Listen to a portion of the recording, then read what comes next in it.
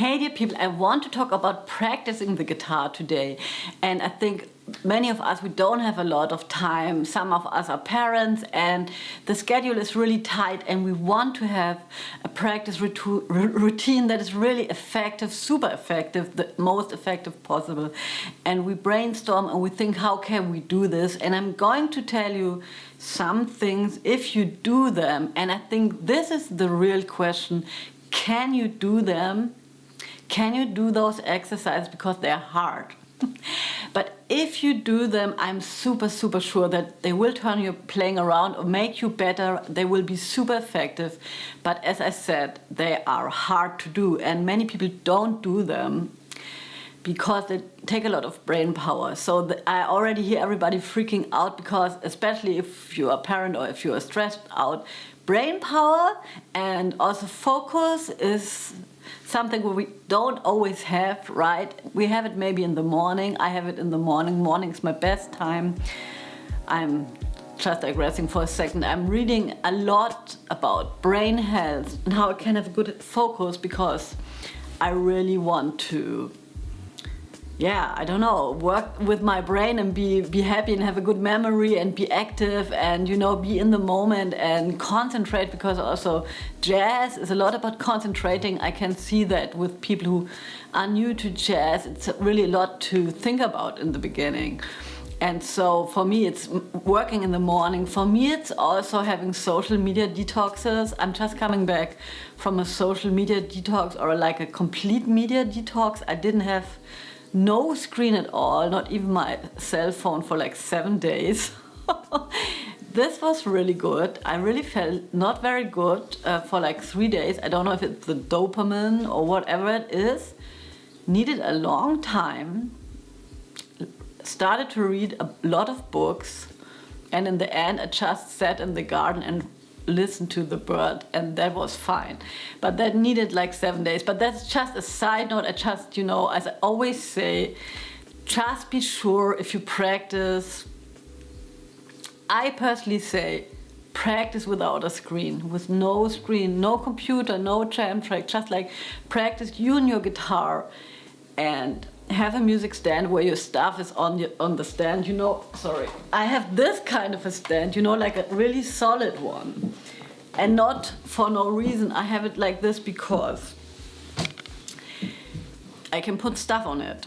And if you're not practicing with a cell phone or with a social media, you need to prepare yourself. You have to print out stuff in advance. You have to have the music on some sort of a medium that you can listen to it when I'm going to talk about my exercise, you know why. And so you have to have stuff in an analog version. I don't want to freak you out completely, right? But it's just, for me, it's so ridiculous sometimes how much fucking freaking time we spend on our devices. There's this Bildschirm side, what is it, screen time?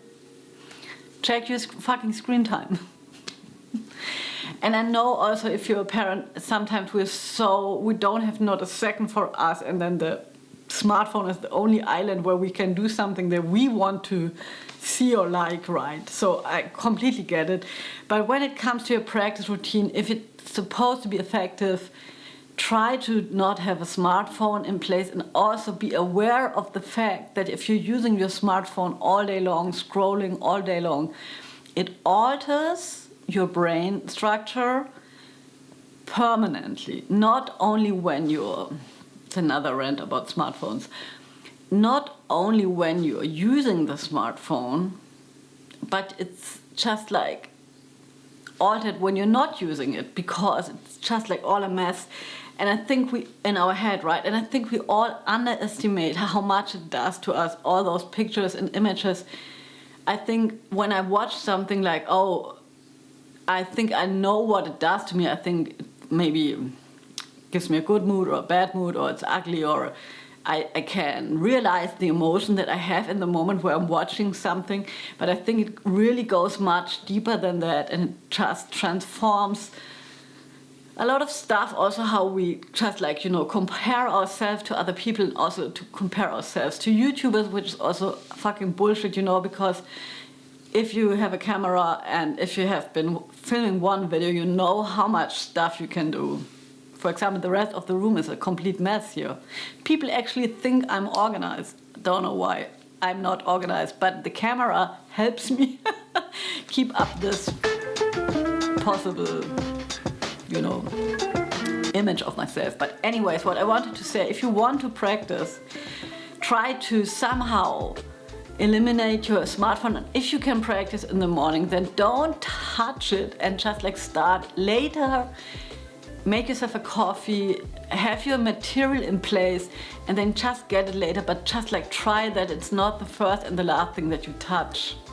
Okay, so yeah, what can you practice that will make you better? So I think one magic word for me is transcribing. The other magic word is transposing. And the last word is playing it by heart. And I think if you do stuff like this, you have to get better. So by transcribing, I don't necessarily mean that you have to write it down. You can write it down. But what I mean is that you listen to an actual recording and not to some freaking YouTuber, but to actually music on your CD player, I don't know.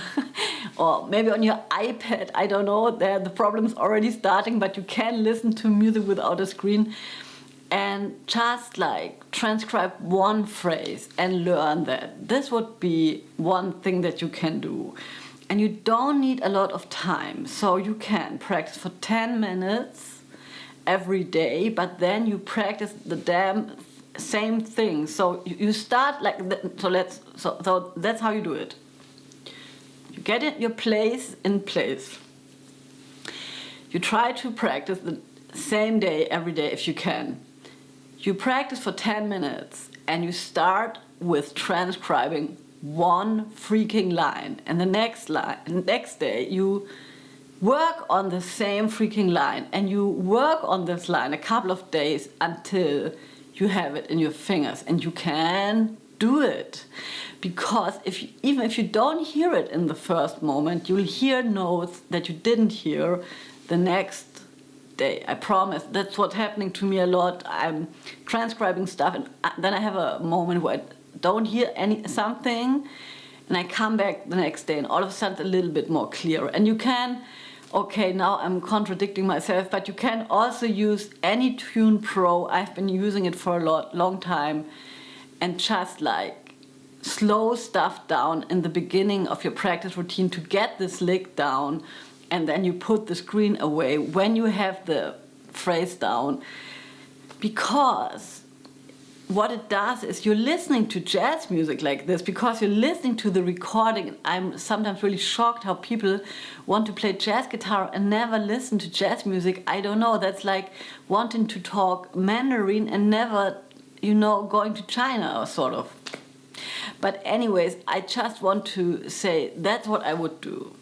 Transcribe something, then learn it by heart, play it over and over again, play it in different positions on the fretboard, and then, for fuck's sake, transpose it.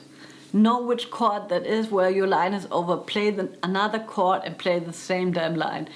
And if you do this 10 minutes a day, so much magic will happen, because the magic is that you'll hear the chord. For example, you can play the chord first and then the line. And I promise you, if you keep on doing this, then your fingers will find the notes before you think about it. Because in the end, let's not forget, music is about hearing and listening, and oh man, and this trains you to listen, right? We all watch and look and want to understand, which is fine, but music's really about listening. And so now the question becomes, in my mind, why for fuck's sake don't you do it? Yeah, I know why, because I know why I don't do it at times. Because it's freaking hard.